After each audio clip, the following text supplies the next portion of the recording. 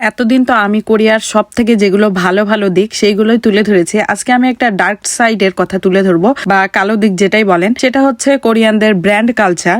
এই ব্র্যান্ড কালচারটা আমার কাছে ডার্ক সাইডই মনে হয়, অনেকের কাছে নাও হতে পারে। আমার কাছে কেন মনে হয় সেটার কারণটা বলি। আপনি দেখবেন যে কোরিয়ান আছে, এদের প্রত্যেকের শরীরে ব্র্যান্ডের পোশাক, হাতে প্রত্যেকের ব্র্যান্ডের ফোন এবং ব্র্যান্ডের ওয়াচ, সবকিছুই ব্র্যান্ডের। বাচ্চা থেকে বয়স্ক পর্যন্ত প্রত্যেকে ব্র্যান্ড ব্যবহারে মরিয়া।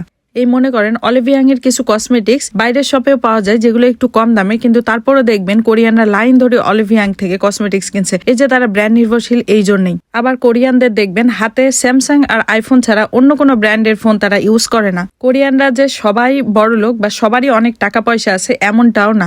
তারপরেও এরা এত ব্র্যান্ড ইউজ করে কেমনে জানেন? তাদের একটা খুব সুন্দর সিস্টেম আছে, সেটা হচ্ছে ক্রেডিট কার্ডের ইনস্টলমেন্ট সিস্টেম, যেটার মাধ্যমে আপনি কিস্তিতে 1 মাসের, 3 মাসের বা 9 মাসের, 1 বছরের কিস্তিতে আপনি পোশাক বা যেটাই হোক ব্র্যান্ডের যে কোনো জিনিস আপনি সহজলভ্যভাবে ক্রয় করতে পারবেন।